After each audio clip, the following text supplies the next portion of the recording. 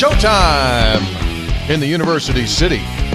It's time to brawl. This is Three Guys Before the Game, our Backyard Brawl Preview Pitt edition. Boys are all assembled. Senator hasn't said a word to us since coming into the studio. I know. He's very quiet. very unsocial. Busy, very got unsocial. stuff. Busy. Stuff. He's into his numbers. We'll have that coming up in a second. He's broken this thing down with an abacus and a sundial. Also joining us on the program, yes, he's back. This might set a consecutive show record for you. The Dean, Hoppy Kercheval, is with us. Cal Ripken of this podcast. Excuse me?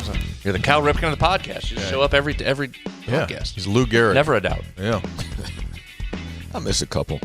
Here and there. No, you do pretty well when the season starts. And if you don't, we toast you. So it all works well. Out. Yeah, exactly. All right, we're going to talk Pitt coming up. Textual healing as well. Spreads on stats. And also going to talk about a kill a kill that has taken place. Excuse me? A kill that's taken place in Africa. A kill, K-I-L-L, a kill that's taken place in Africa. I'll have that for you in a little bit. Three Guys brought to us by Comax Business Systems, keeping West Virginia's business data safe, secure, and efficient for 25 years. By Gomart. Get a Gomart Rewards card. I really just download the app, and you can do everything that you need to do. Go to gomart.com for details. Trying to get a confirmation on this. Someone told me it went in the other day. Bought a 14-gallon Gatorade. I had a small piece of garden hose as a straw. And had two people help out. Had a peanut M&M, weighed 17 pounds, so big it had handles on the sides. Your drink was so big you had to siphon the drink out. Now, we'll get into this later. I did make a visit this week. Someone told me you were in. Had a wonderful visit to a Gomart this week. I'll tell you later. Awesome. Three Guys brought to us by Lou Wendell Marine Sales in St. Albans. They sell family fun. Visit LouWendellMarineSales.com. By Tudor's Biscuit World. Start your day the homemade way. Tudor's Biscuit World. Just sounds tasty when you say it. Speaking Tudor's of Biscuit World. Just sounds good. I know that's surprised. I'm hungry when we can record this. Your food management is horrible. Really bad. You're an organized person. You have your act together in so many ways. Bad food. Your food management is often at the bottom of your list, though, for some reason. Three Guys also brought to us by These Conley Mountaineers right now. Conley CPA Group, providing value beyond numbers. More from Conley CPA coming up when Brad busts down the numbers. I am always hungry when I come in. You're right on that. That's why you're probably grouchy. All right. Blood sugar's low. Now, you may get a little testy because you did not eat your lunch before we recorded. Normally, you run upstairs and eat your lunch. I hope you don't turn hangry. Had a little snack. You a little bit of something? A little snack. I didn't know if we're going to have to go to Gomart and get you a 17-pound Snickers bar so to stop you from being hangry. I'm good.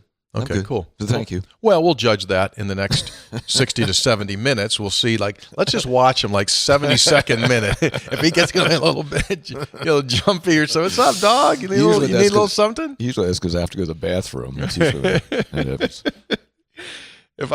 If we had a recording that after we stop our recording, how many times, as soon as we stop the recording, you've said, man, I got to pee like a horse. I mean, if I just had that on a rotator. 4 out of 5. 4 out of 5 times. Yeah.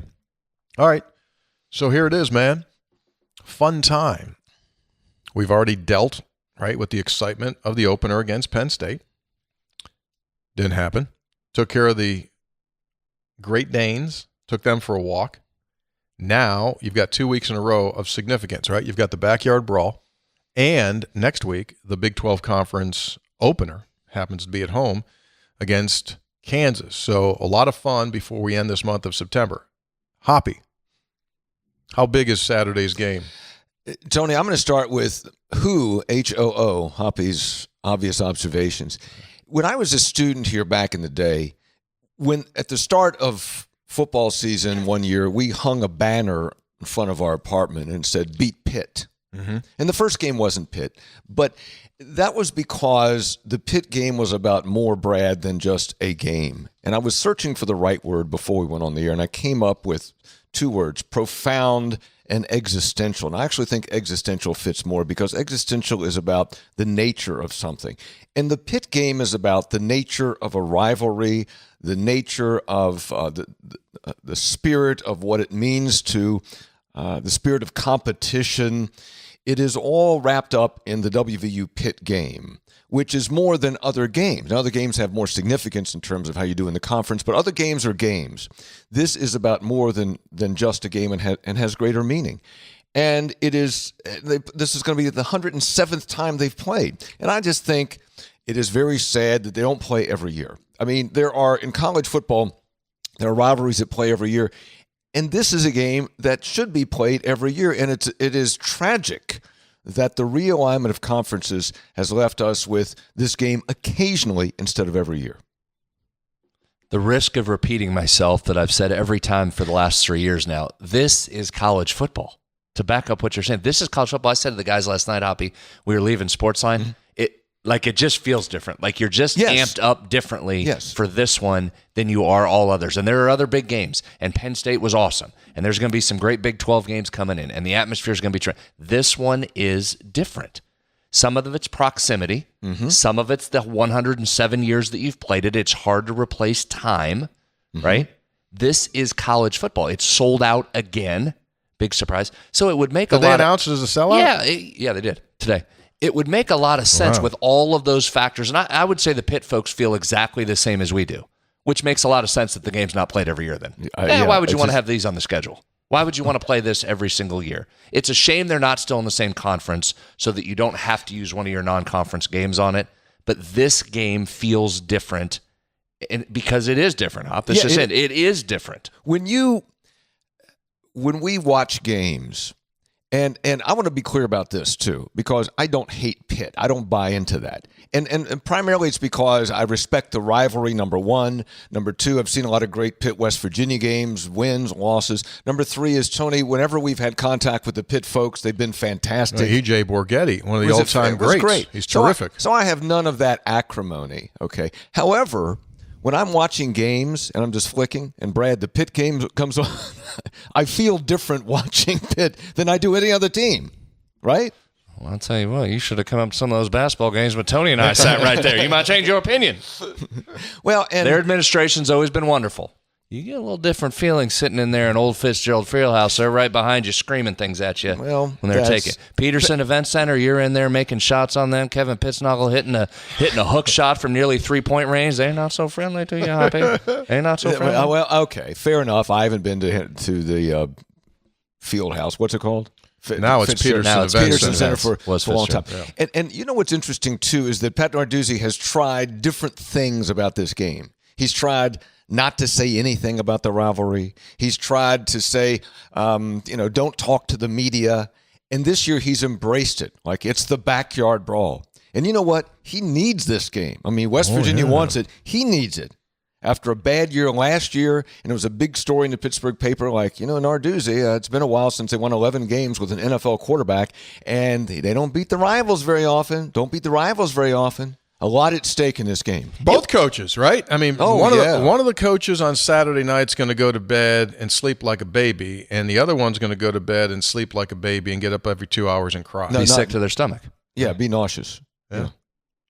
This was a fun game to open the season with a couple years ago, similar to the atmosphere around Penn State this year. It was great. It's really interesting that it comes here in Game 3 because you talk about both teams trying to figure out exactly who they are. I think this is one of the fun parts of analyzing a game or handicapping a game or trying to evaluate it is you're making a lot of assumptions here. And you're making a lot of assumptions, and I'll make some assumptions off some numbers that I don't know how good the numbers are. I don't know how mature. They're definitely not mature numbers, right? How often do I say that to you guys? Not yet. You got to wait till you get a couple more weeks in, but we're going to look at some of these numbers and strength of schedule. How often do I talk about that this time of year? Does it matter? Right? Well, we'll find out. Might. You're going to find out. You're going to find out. Does West Virginia look a little bit better than maybe what the perception is naturally and among some in this fan base because it played the most difficult of the opponents in this matchup in a Penn State team? We'll have to see. Yeah. I think that's part of the fun of this is uncovering what's next. Now, it's more fun when your team wins, but that's part of the fun is uncovering what your team looks like. Pitt comes in really bouncy.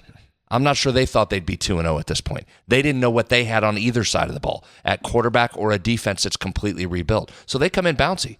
Biggest comeback in 50 years for them. They're ready to go. West Virginia feels good after dominating Pitt last year. So this is going to be a lot of fun. Yeah, absolutely. Let's go. I will not run away from let's give them a month before we say exactly who they are, but you will know a tremendous amount after Saturday's game is over as to exactly what you will be this coming season. If you have significant problems in a particular area again this week, i.e. for West Virginia pass defense, then it's going to be a problem. Mm-hmm.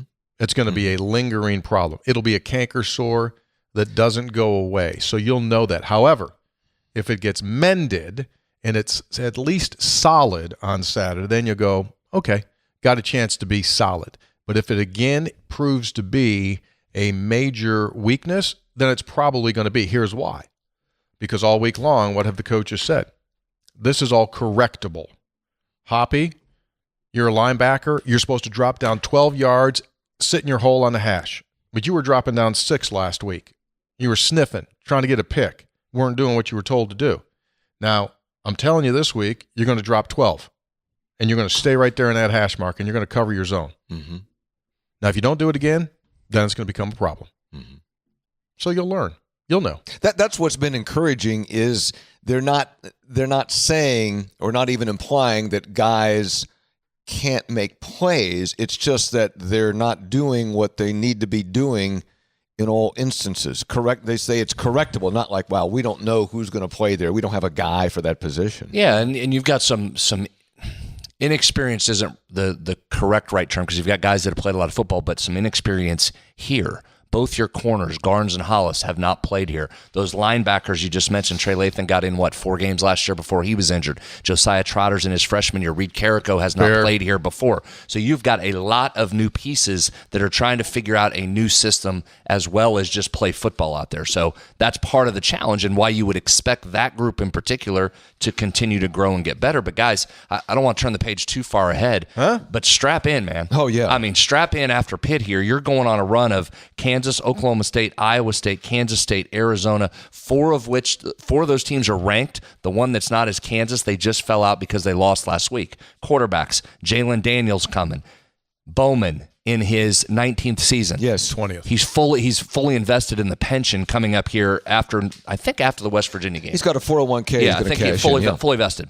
Iowa State, Rocco Beck, freshman All-American last year. Kansas State, Avery Johnson, guy that everybody raves about. And Arizona, Noah Fafita. And if your pass defense isn't ready by then, you're getting the number 1 receiver in the country in Ted McMillan. So buckle up, boys. We got 6 straight weeks of big ones coming. Big boy football. Yes.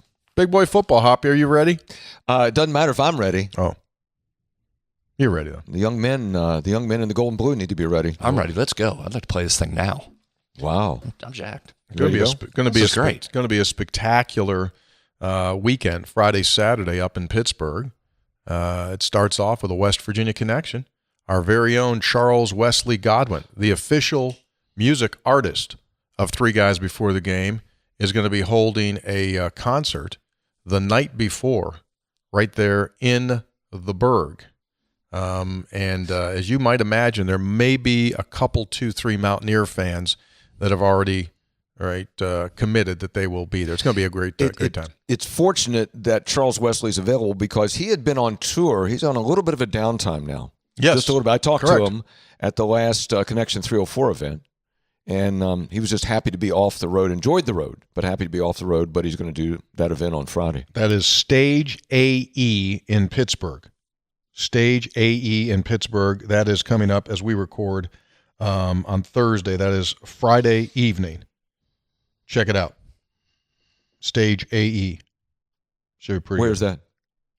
It's there, right there in Pittsburgh. It's like right there. I mean, like right by in the mix, stadium? Right there, it's right there in the mixed of things. Isn't it between the two stadiums? North Shore Drive, yeah. Yeah. 400 North Shore Drive. So I mean, it's not a temporary. It's a No. That's a venue. That's a venue. Oh, it is? Oh, yeah. Okay. He may have played there before. We probably did a bad job not getting him in studio, right, today? Probably should have. Probably should have had him. Probably should have. Probably should have. He was out there busy last week doing all that barbecue with Rev Kev. He was. He was there. He pulled up wife, at kids. 4